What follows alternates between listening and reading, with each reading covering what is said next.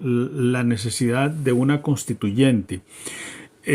Sobre ese tema, por ejemplo, han hablado, digamos, abogados, hay algunos abogados desde hace 20 años. Por ejemplo, hay un periodiquito que se llamaba Campana, muy serio, que lo producía don Carlos Loría.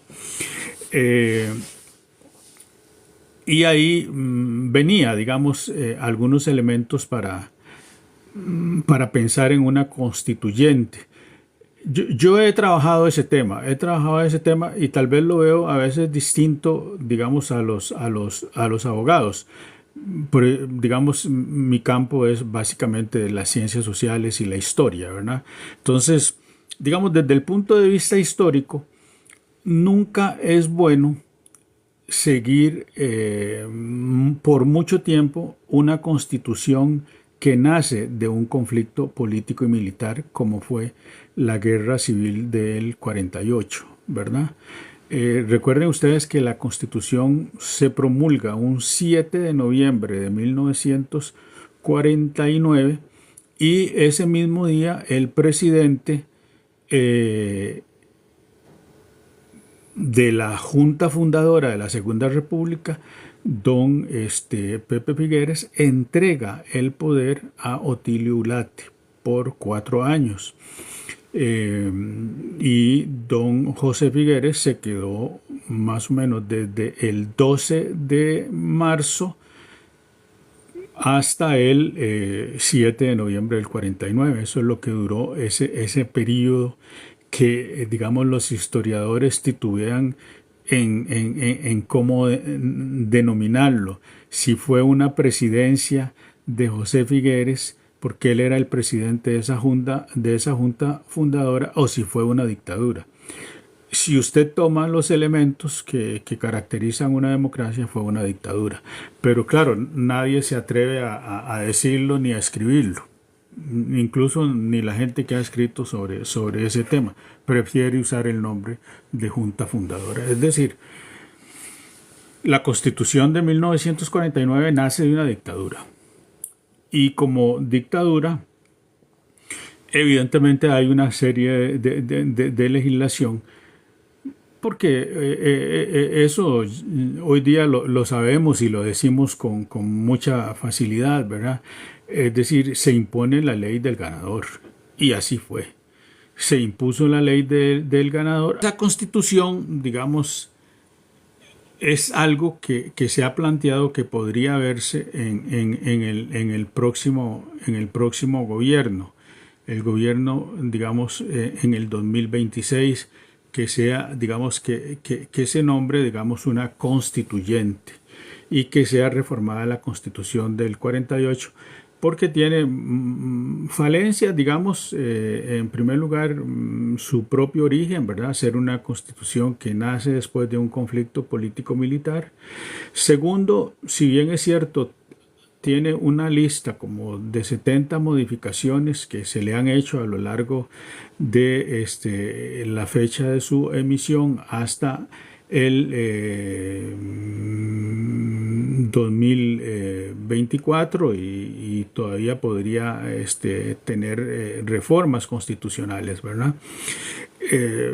Pero digamos, el mundo moderno hoy día busca, digamos, documentos más taxativos, más claros, digamos, en la jurisprudencia para poder dirigir bien la administración del Estado. ¿Qué es lo que sucede? ¿Verdad? Ustedes se lo encuentran ahí. ¿Qué es lo que sucede básicamente con el tema de la Contraloría? Es un problema de interpretación. Algunos abogados lo interpretan, digamos, el concepto de fiscalización. Entonces necesita, digamos, es una constitución que necesita ampliación para algunas instituciones y ampliación para algunas funciones, nuevos temas que no están en la Constitución, que deben ser mucho más amplios.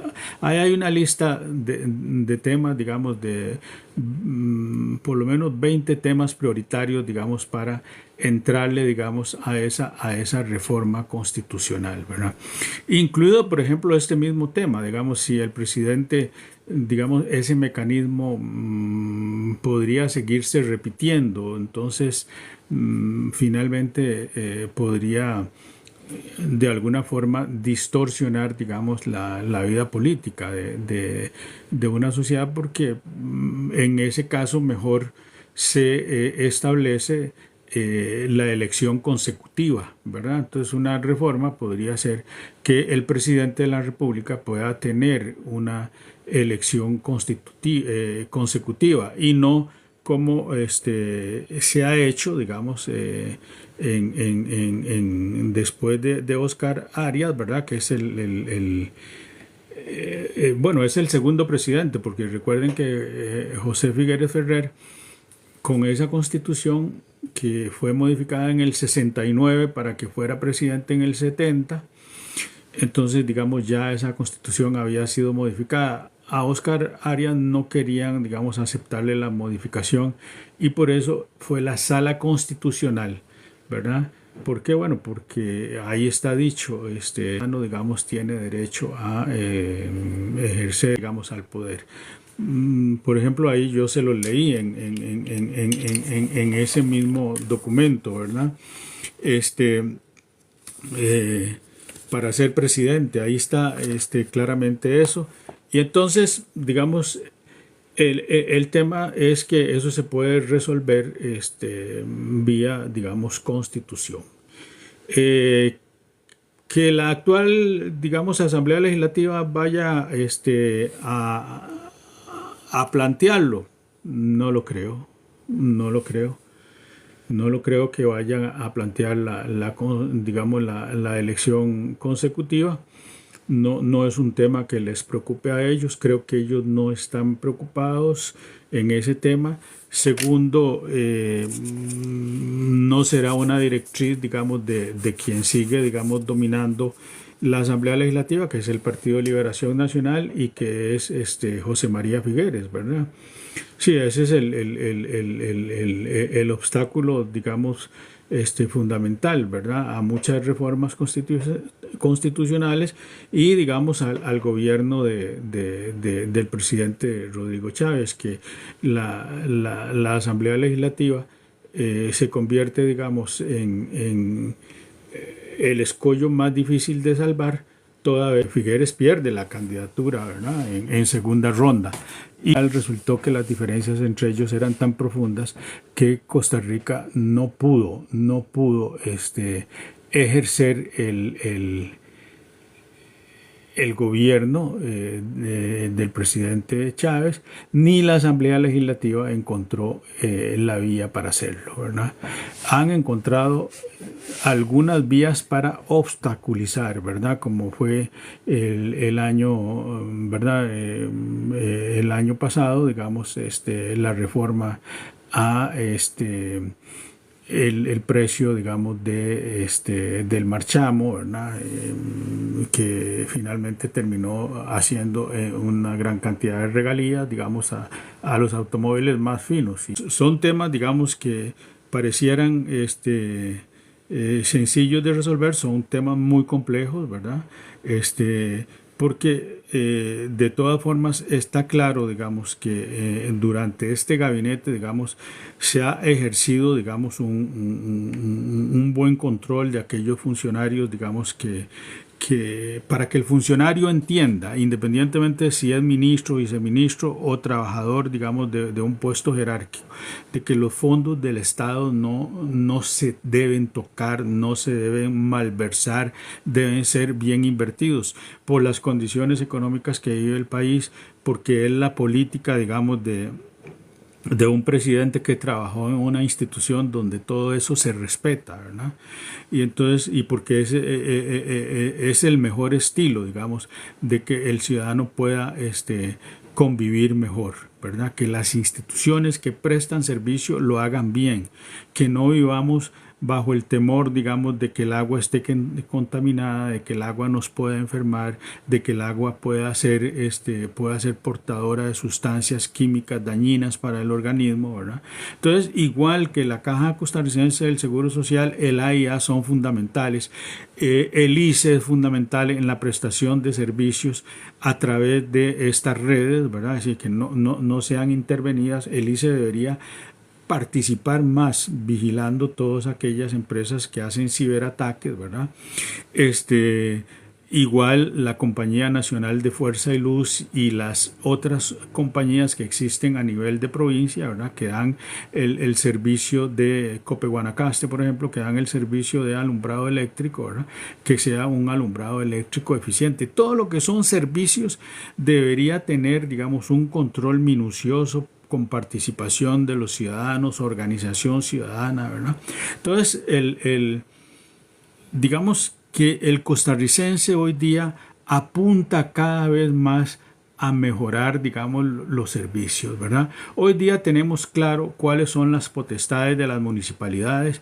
Ahí ya ha habido acuerdos interesantes entre las municipalidades en la construcción de carreteras y reparaciones de puentes, sobre todo lo que son reparaciones. Construcciones es más complejo, pues son presupuestos más altos, pero el MOP, digamos, se ha aliado, digamos, en la construcción de puentes ya con la Municipalidad de San José y con otras municipalidades, digamos, de todo el país, digamos, tiene acuerdos, ¿verdad? Y eso es importante, ¿verdad? Costa Rica, dentro de, digamos, de lo pequeño que es, tiene grandes posibilidades de convertirse en un buen ejemplo al mundo de que es un país, digamos, de vocación democrática. Las universidades públicas deben entender que el ciudadano costarricense sigue valorando, digamos, la educación costarricense desde la, digamos, escuela maternal hasta la universidad, y que quisiéramos que cada vez más hijos de campesinos y de trabajadores urbanos puedan tener acceso a la universidad pública, que la universidad pública debería ser más abierta, debería generar más beneficios para el estudiantado y no para los profesionales que ahí laboran, profesores, funcionarios, digamos, de altos cargos, ¿verdad? No es ese el modelo. Por más autonomía que tengan, deben estar dentro del marco de la democracia costarricense, deben entender que vivimos en un país democrático y no deben practicar ellas su propia democracia, que a veces entonces se convierte en abuso, digamos, de la vida ciudadana. No deben ser justamente lo que son hoy día, encierros, digamos, en donde están grupos privilegiados de intelectuales y se los hicieron para otros grupos sociales. Y eso también las haría mejorar mucho, que fueran, digamos, esos grupos sociales que vayan ahí, porque el sistema está invertido. Resulta que a las universidades públicas van los ricos y a las universidades privadas van los pobres, y entonces el esquema hay que invertirlo, hay que entender. Hay temas que son cruciales en esta Costa Rica que no son tan difíciles de cambiar, que la lógica la vive día a día el ciudadano, que el ciudadano puede saber las cosas mejor que uno, ¿verdad? Porque ellos lo viven. Uno lo experimenta porque fue parte, digamos, de crearse, pero bueno, ya sufrió un cierto mejoramiento al ser, digamos, un profesional. Pero que eso no, por ejemplo, a mí no me compra necesariamente la conciencia de llegar a defender a ciegas, digamos, la institucionalidad universitaria pública, no. Y tampoco acepto esos rectores que tienen una universidad pequeña como la UTN, la Universidad de Alajuela, Universidad Técnica de Alajuela, que recibe un 5% del presupuesto y va y se reúne con los otros 4 y acepta que le den un 5%. No, tiene que crecer. ¿Por qué no tiene derecho Alajuela a tener una buena universidad especializada justamente en lo que ellos definieron, universidad técnica?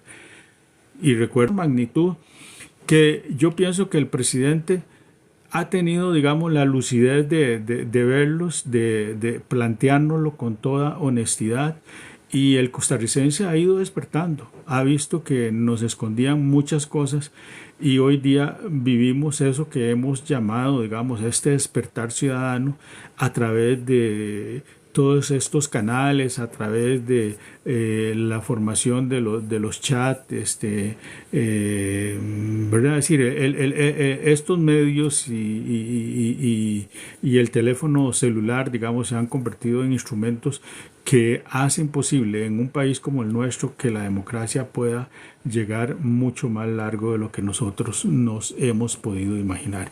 Y creo que tenemos, digamos, un gabinete de gente que está apuntada a ese cambio. Necesitamos, sí, seguir renovando cuadros, seguir poniendo gente joven, gente que se vaya, digamos, sumando, digamos, a este movimiento.